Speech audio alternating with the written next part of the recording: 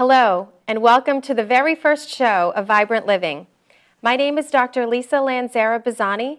I am a second-generation chiropractor and mother of 2 daughters born at home. I am in full-time practice with my husband and have been delivering quality chiropractic care for almost 20 years. I am thrilled and grateful to be hosting this wonderful show for the greater Nashua community. This program, Vibrant Living, is dedicated to health, wellness, and lifestyle information. I will share with you my passion for achieving health and maintaining it. Health is among our most valuable possessions. The definition of health, according to the World Health Organization, is health is a state of complete physical, mental, and social well-being, and not merely the absence of disease or infirmity. Through chiropractic care, we assist the body in maintaining proper nerve function and correct misalignments, allowing the body to heal itself from within. At the end of the show, you're going to say, I learned something. My desire is to help you gain information and empower you to abandon the prevailing sickness care model of health, waiting for symptoms and then taking action, in favor of emerging wellness model, allowing your body to function at its optimum potential. This will allow you to live the most purposeful and the most vibrant life you were intended to live. In today's show, we will explore the gut-body connection of health. The gut, you say? Yes, as approximately 90% of chronic illness starts in the gut. We will explore how a healthy nervous system is essential to this connection. My guest today is Dr. Dan Murphy. Dr. Murphy is the chiropractor's chiropractor and has more than 34 years of practice experience, and for 30 years, he is a professor at Life Chiropractic College in Hayward, California. He has taught more than 1,400 postgraduate continuing education seminars. Please welcome Dr. Murphy. Dr. Murphy, thank you so much for joining us today. Hi, Dr. Lisa. Thank you. I know you just flew in from California, and I appreciate you coming to our wonderful state of New Hampshire, and more importantly, the city of Nashua. Thank you so much. You're welcome. Well, we're going to talk today a little bit about the gut health connection. Can you tell me a little bit about why the gut, in your opinion, is very important in order to maintain health? Well, it's often said that death begins in the colon or in the gut, and consequently, because all of our nutrients get into our bloodstream through the gut. So the gut is extremely important for our systemic health and well-being. Excellent.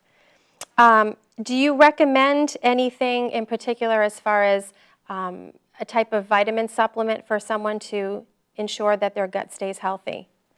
Well, when you talk about gut health, I would look at it in a number of different arenas, things to avoid and things to take. Pretty much the first thing to understand about gut health is that the gut is damaged if people overtake pain medicine. So that's an important thing to know about, is that people take a lot of pain medicine and it damages the gut. The other things that damage the gut, if you read the book, The Whole Soy Story by Kayla Daniel, it's an excellent book, and it talks about how soy products damage the gut, and you get a thing called leaky gut syndrome. The current book I'm reading is called Wheat Belly by a physician. His name is William Davis. And Dr. Davis also talks about how wheat damages the gut. And if you damage the gut, then the gut starts to absorb bad things that you do not want into your bloodstream. And so consequently, those are probably the most important things to be aware of in terms of avoiding. You want to avoid overtaking pain medicine. You want to watch soy products, and you want to watch wheat products. In terms of a supplement that would help the gut, probably the best is omega-3 essential fatty acids. Omega-3s are, if you read Michael Pollan's book as an example, he has a book called In Defense of Food. He talks about what is called the theory of everything, and they can link so many different problems to unbalancing the omega-6s and the omega-3s. Consequently, if the omega-3s are too low or the omega-6s are too high, the gut becomes inflamed. And if the gut's inflamed, again, that's kind of the beginning of a cascade of events that hurt your health. So can you give us some examples of omega-6s and omega-3s that someone could perhaps look out for in their menu, in their diet plan? The top players in omega-6s, first off, omega-6s, they're fats. And they're fats that come from plants. And so people always think that plants are healthy. Well, plants have fats that cause inflammation, and they call omega-6 fats. And the worst of the worst is cottonseed oil, because studies indicate that our balance of omega-6s to omega-3s should be pretty much as that, should be balanced, kind of a 1-to-1 ratio. They know that cottonseed oil comes in at 234 to 1, omega-6 over omega-3. So that if you consume cottonseed oil, you become inflamed. And so consequently, cottonseed, in the way that I teach it to my patients and in my classes, if cottonseed oil is on the label, we just decide we can't consume that. It is bad for us. It's too pro-inflammatory. Other major players in omega-6s include corn oil and soybean oil. And it would also include sunflower seed, safflower, even canola oil, and peanut oil. All of these are considered omega-6 oils. The ones that are most prevalent in our diet, though, is corn oil and soybean oil. That corn and soybean are subsidized by the taxpayers, so that they pretty much have found their way into almost everything that we are consuming. And they're pro-inflammatory. They're bad for us. They inflame our bodies, our joints, our brains. On the other side of that coin is omega-3s. Now, omega-3s really have two sources. You have a few plants like flaxseed oil, so that would be one source. And the other source, the best source, is fish oil. And it's fish oil, it is the oil that comes out of a fish that the fish eats a natural diet. The reason you make that distinction is that most of the fish we consume today are farmed. And farmed fish are classically fed soybean and soybean products, which are omega-6s.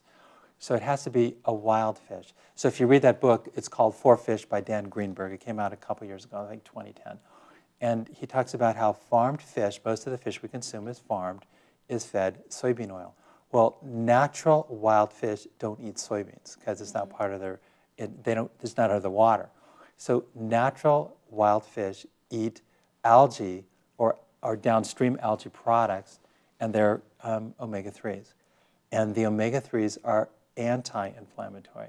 So they're the ones that help you with pain. They help your skin, they help your brain, they help your joints, and they help your gut. So someone, I've had patients that come in with Crohn's and celiac and fibromyalgia. So what would be your recommendations, not, to treat those particular conditions, but to enhance the body's ability to try to heal, the inflammation? When you talk about, let's say, celiac disease, that's when people have a sensitivity to a protein that's primarily found in wheat, called gluten, but it's also found in a few other products like barley and rye. And of course, you would have to avoid those, completely avoid those if you have celiac disease or a wheat or gluten sensitivity. In terms of the rest of the gut, always, on just about 100% of chiropractic patients, the way we look at it is that there's an innate way to live and an innate way to eat. And that innate way starts with Michael Pollan's theory of everything. We would balance the omega-6s and we would balance the omega-3s. So I regularly see people with gluten sensitivities. I regularly see people with Crohn's disease. And many of them have tried many other approaches. And if we just kind of get them more into an innate balance of nutrition and mechanical function, they tend to do quite well. Excellent. So incorporating chiropractic care for these type of patients enhances the nervous system to function better and for the body to be able to try to heal itself from within. What do you see as the major difference in chiropractic care versus medical care? Well, the way that I view it is that people under allopathic or medical care, their care is primarily chemical care, meaning They go to the doctor, and the doctor tries to treat them with a chemical, a drug, a medicine, something like that. Chiropractors, for the most part, they look at healthcare mechanically. And so mechanically, the way we live, exist, and function mechanically in a gravity environment. I mean, just as an educational metaphor is that if your hand is caught in the door and it hurts, do you want a pain chemical? Do you want a pain drug? Or do you want someone to open the door? And of course, you would want someone to open the door. It's a mechanical approach. And most of our patients have already had extensive chemical approaches. And they're in our office because it's not achieving the result they want. And so when they come into us, we take a look at all the chemicals they're on, say, what are you doing? And is it working? How long have you been doing it? And then we just calmly explain, we look at health differently. We look at primarily mechanically. And we will give you a mechanical analysis. And if we find mechanical problems, we have the skills, the training, and the education to treat those mechanical problems. And it works extremely well. So you see chiropractors today probably more than ever working better with medical doctors with regards to looking at a person as a whole person. I would say that pretty close to 100% of chiropractors now work closely with medical providers. I believe 100% of chiropractors understand that some people need chemistry. They need medicines or drugs.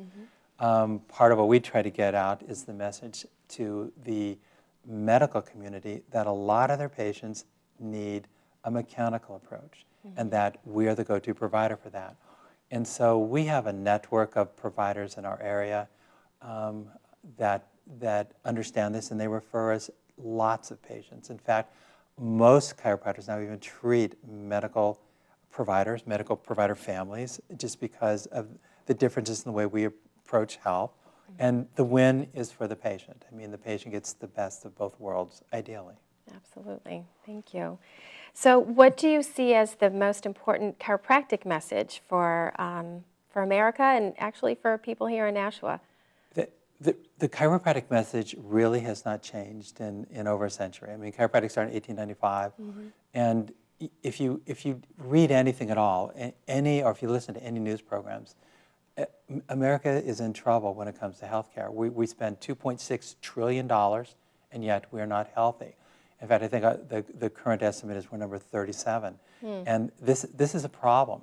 To spend that kind of money. And right now we're going through a presidential election cycle, and we regularly hear that America is in debt, $16 trillion.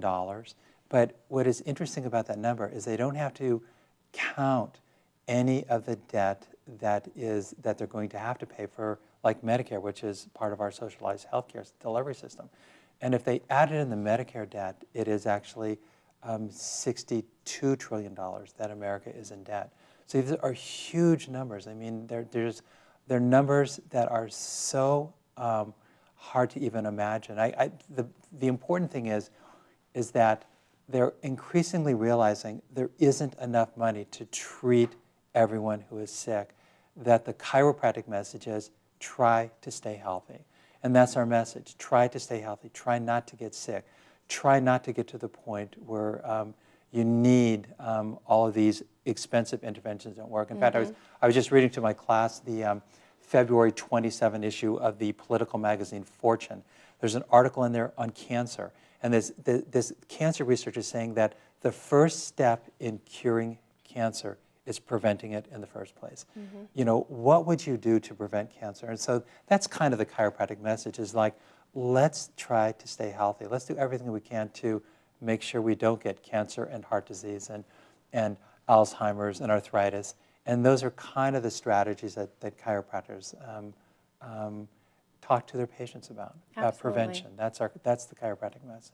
Right. So being more proactive, making better choices in your daily living. Right. I mean, it's the same thing. I mean, you want to be mechanically sound in gravity. You want to eat healthy. You want to exercise. You want to get adequate sleep. You want to watch your stress levels.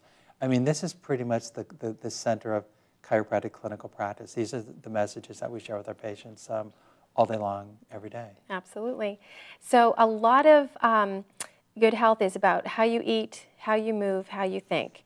The majority of teenagers and young people today, they're trying to move and exercise and do things, but obesity in America seems to have taken quite a bit of a rise. Can you expound on that a little bit? Well, there's a lot of things coming out on obesity. As far as I can tell, the science is pretty definitive. Obesity, you're not fat because you eat fat. It's interesting how many Americans think that. You know, I'm fat, so I better cut down on my fat. You're fat because you eat too many refined carbohydrates. And so the key is trying to get people to not eat so many refined carbohydrates. Well, refined carbohydrates are the most common things that Americans consume, whether it be, you know, sugary things or wheat things or all of the processed foods that we consume tend to be refined carbohydrates. And when you eat refined carbohydrates, the body responds by producing a hormone called insulin. It puts it in your bloodstream. And the more insulin into the bloodstream, the heavier you will become. And a great reference, maybe the greatest reference on that I've seen recently, is the brand new book called Wheat Belly by a physician, and his name is William Davis. It came out last year. It's a 2011 copyright. It's a very good book on the topic. Excellent. Thank you for sharing that. Sure. We'll probably try to post those books that you mentioned up on the website. So if people are interested in those books, they can certainly check that out. So what is the biggest difference that you see as far as the healthcare shift today? What is the most current shift that you see? Well, the biggest shift that I see, I would answer by saying, I believe that this shift should be towards prevention. That's the shift that will save America. We're spending so much on health care, and it is not working very well. Prevention has got to be the shift. Instead of a healthcare system that rewards disease treatment, we need a healthcare delivery system that rewards prevention. And so that's the shift that I think America has to take. Sadly, though, I just see kind of like we're on the beginning of that shift. I think that chiropractors are the loudest voice in that shift. But chiropractors are, in the overall scheme of things, are small. I mean, there are roughly 70,000 practicing licensed chiropractors in America. There are probably estimating 700,000 practicing allopathic providers. And allopathic providers are excellent when it comes to treating illnesses. However, the shift has to be to preventing the illness in the first place. And that's the chiropractic message. In my family, we tend to choose organic foods as much as possible. Can you give us your opinion a little bit about organic versus conventional as far as food choices go? Yeah, I would say that in May of 2010, the President Obama's, the president's cancer panel, he assembled a cancer panel, and they released a 240-page report in May of 2010. And you boil it down to 10 recommendations. And one of the recommendations is, if you truly want to avoid cancer, you should eat organic. That the chemicals in foods increase your risk of cancer. Last year, a book came out called Legally Poisoned by a guy from the University of California, Riverside. His name's Carl Cranner. And one of the themes of his book is that pesticides and other things, chemicals that are be found in our food, unless our food's organic, pesticides work because they damage the brain of the pest. When we eat foods that are not organic, we expose ourselves to those pesticides, and they hurt our brains, and they're particularly damaging to a brain that's in development, the brain of a child. And so consequently, I am adamant that people should eat as organic as they possibly can. At one of the breaks today, I'll eat apples. I'll eat apples all day tomorrow. All of them organic. Because when you look at, they just published the list of the foods that have the greatest pesticide residuals. Apples came in #1. And so when you eat these things, they get into your body, and they cause all kinds of health issues, anything from problems with the brain to increased risk of cancers. And so I think everyone should eat as organic as they possibly can. And people who know this understand that organic food typically costs more money. I mean, all of the metaphors we hear, like Whole Foods, but people call it whole paycheck because it's expensive. True. But the bottom line is we're going to pay one way or the other. And the chiropractic message is let's pay and eat better food on the front end so that we have fewer healthcare problems later on in life that are so expensive and so hard to deal with. Let's prevent it. Let's not get cancer so then we never have to get treated for it if we never get it. Absolutely. So it's actually a lifestyle change. And I think in my practice, I talk to people about making one shift and adding something new to their menu rather than trying to cut something out. So adding something new, eventually, over time, innately, their bodies are going to say, you know what, I don't want those bad things anymore, and gravitate more toward the good things. Your practice is different than mine. I go a completely different approach. I tell people that most of the things that they have for dietary habits are addictions, and that the best way to handle an addiction is cold turkey 100%. So for example, I'll tell people, I don't think you should eat wheat, and I think that you shouldn't just cut down. You should just cold turkey stop doing it. And so I am, I have strategies that I tell people, and I tell them, hey, jump in with both feet. And I say, all as I want out of you is a 4-week commitment. I want you to make these changes for the next 4 weeks. And if you don't end up feeling better than you've ever felt in your life, then you can go back to some of your other habits. But I want a no-cheat approach for the next 4 weeks. And so I put them on a program that I don't want any cheating on for 4 weeks. And I want to see drastic changes in their health. I want to see them lose weight. I want them to feel better. I want them to think better. I want them to have more energy. I want them to sleep better. I want every facet of their health to be significantly better within 4 weeks. Great. That's fantastic. Let's talk again a little bit about the vitamin D. Okay. And how important that is, and what is the best way to get that. We haven't had that much sunshine here in New Hampshire for a while, and I understand that's the #1 way that you should be getting your vitamin D. So what would you recommend to our friends if here? you do blood analysis, it is clear vitamin D deficiency is the #1 vitamin deficiency on planet Earth, not just in our country, in our entire world. They claim that over half of the people on planet Earth have low levels of vitamin D if you do the blood analysis. Vitamin D is uniquely special.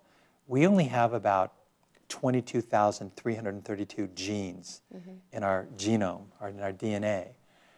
10% of those, roughly, are controlled by a single molecule, vitamin D. Nothing else controls 10% of the human genome. Vitamin D is famous because it gives you strong bones, but it also is the absolute most critical vitamin for the function of the immune system. That's why we get colds and flus in the winter, because our vitamin D is naturally lower in the winter. In fact, vitamin D was actually given the Nobel Prize all the way back in 1903. A guy named Fenson from Denmark was treating tuberculosis with a 95% cure rate. He was just simply putting them into the sun. This is before they actually even knew what vitamin D was, but they realized his success rates were because when you're in the sun, you increase the levels of vitamin D. I recently did a class in Boston, and some of the members of the class showed me a brand new study saying that you cannot get adequate vitamin D by going outside between the months of November through April in the Northeast, and probably most of Northern America.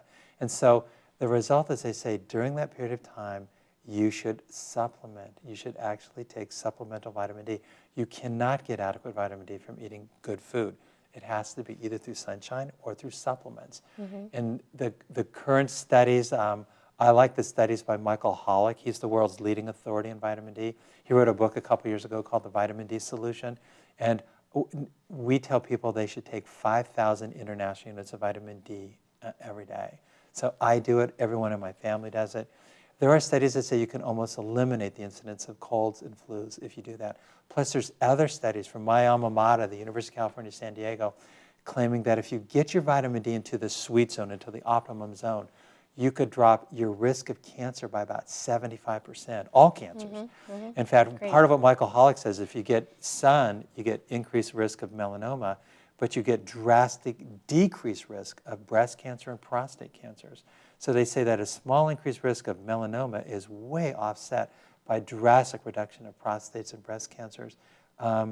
You shouldn't get burnt.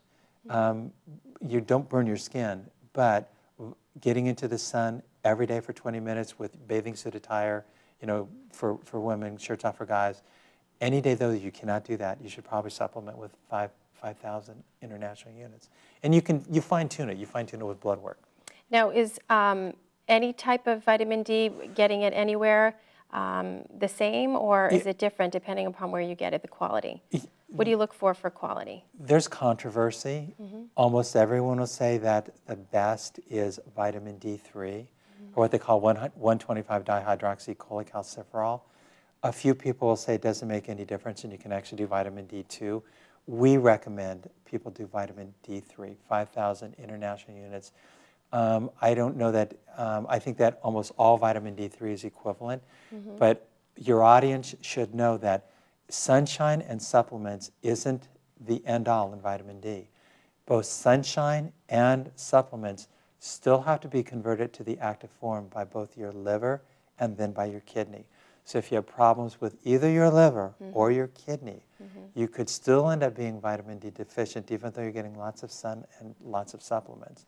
So people that are on like dialysis, sometimes kidney disease, they may have trouble getting the active form, which is the 1,25-dihydroxycholecalciferol. That's the active form of vitamin D. Excellent.